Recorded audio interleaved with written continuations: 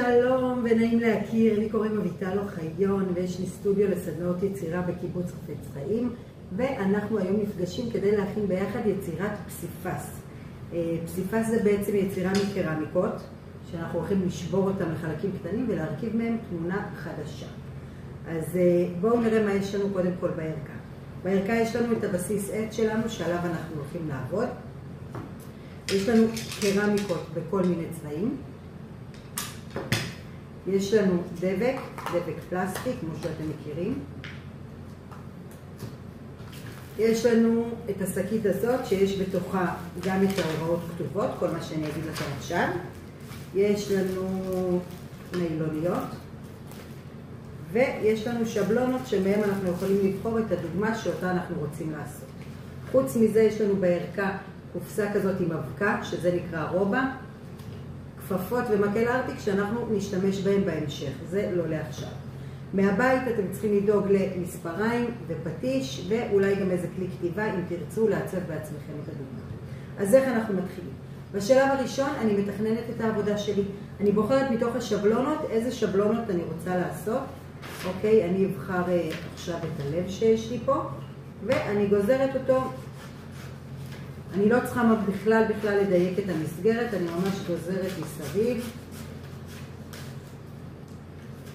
אוקיי, בצורה הזאת. ועם הדבק הפלסטי אני אחליט איפה אני רוצה למקם את זה, ואני אדביק. אני רק אגיד למי שרוצה לא לעבוד עם השבלונות, רוצה לצייר בעצמו את הצורה, אז אפשר ממש עם עיפרון לתכנן פה את הצורה שהוא רוצה לעשות. כן חשוב לדעת לא ללכת על משהו מאוד עדין או דוגמה קטנה. אנחנו עובדים בפסיפס יחסית בדוגמאות שהן גדולות ורחבות, בסדר? כדי שנוכל למלא בתוכם את האבנים. אז אחרי שאני חוזרת לשבלונה שלנו, אנחנו מדביקים אותה על הבסיס עץ. אוקיי? אני יכולה להיעזר במקל הארטיק שהיה לנו פה, וממש אני שמה שפע של דבק. אני רוצה שזה ידבק ממש טוב. עץ ונייר נדבקים מעולה אחד לשני, אז אם אני אמרח דבק על הכל, הנייר שלי ממש יהפוך להיות חלק מהעץ.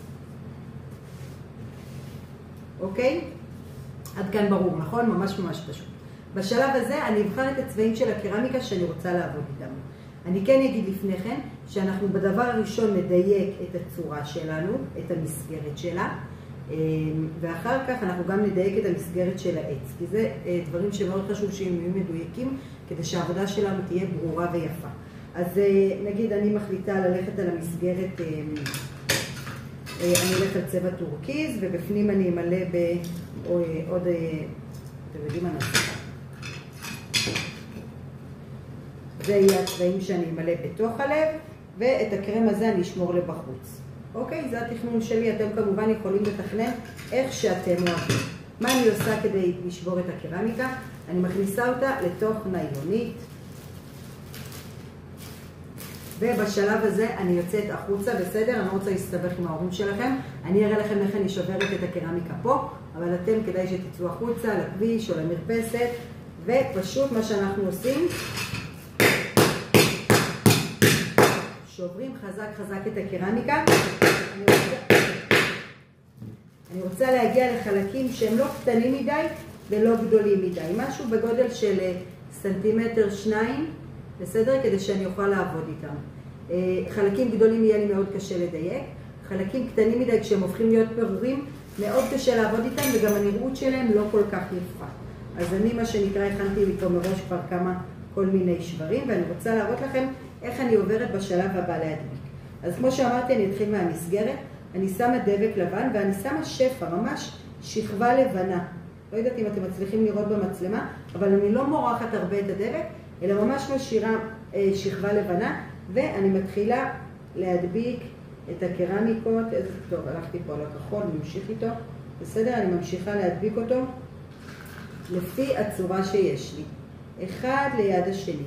אנחנו לא צריכים לשמור על רווחים, אלא להשתדל שזה יהיה כמה שיותר צפוף ואחד ליד השני. אני כן מאוד אשתדל לדייק את הקו השחור של הלב, את המסגרת, כדי שזה ייראה מאוד ברור.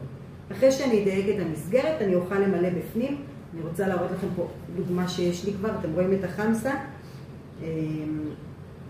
טוב, דווקא פה אתם רואים, זה לא, היא עבדה חלק, אז נשאר לה לדייק את החלק הזה, אבל ממש הדיוק של התמונה הוא מאוד מאוד ברור. אתם רואים, ממש רואים את הצורה של החמסה, זה מאוד מאוד חשוב כדי שהתמונה תהיה באמת ברורה אחר כך. אחרי שאנחנו מסיימים לעשות את יש לנו פה עוד דוגמה, אתם רואים את הקקטוס החמוד הזה, אז היא סיימה לעשות את המסגרת הזאת ואת כל הקקטוס, ועכשיו אנחנו נעבור למסגרת של העץ. גם פה אני אדייק קודם את המסגרת העגולה של העץ, ואחר כך אני אמלא בפנים. אוקיי? אני אבחר חלקים שאני אשתדל שהם כמה שיותר ישבו יפה על המסגרת. אני לא רוצה שהחלקים יבלטו החוצה, כי אז הם עלולים להישבר לי, ואני גם לא רוצה שהם יהיו פנימה, כי אז לא יראו יפה את העיגול או את המסגרת, את הריבוע שיש לכם. ולכן אני אניח ממש חלקים אחד ליד השני, כמו פאזל, אני אנסה לראות מה מתאים למה. אתם רואים, תראו איזה יופי זה יתחבר לי, ושוב אני אדביק עם שפע של דבק.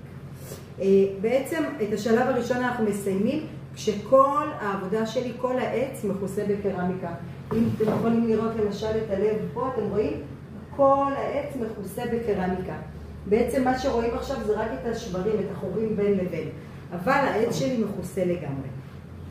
בשלב הזה אנחנו נותנים לעבודה להתייבש במשך 24 שעות, זאת אומרת לפחות יום שלם.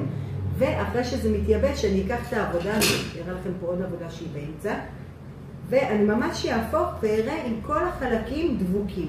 אם יש לי חלקים שקצת זזו או קצת לא יציבים, אני שוב לוקחת דבק ומחזקת אותם. אחרי 24 שעות אנחנו עוברים לשלב של הרובה. רובה זה בעצם האבקה שיש לנו. אני אשלח לכם סרטון אחר איך מכינים את הרובה, אבל אני רק רוצה שתבינו את כל התהליך.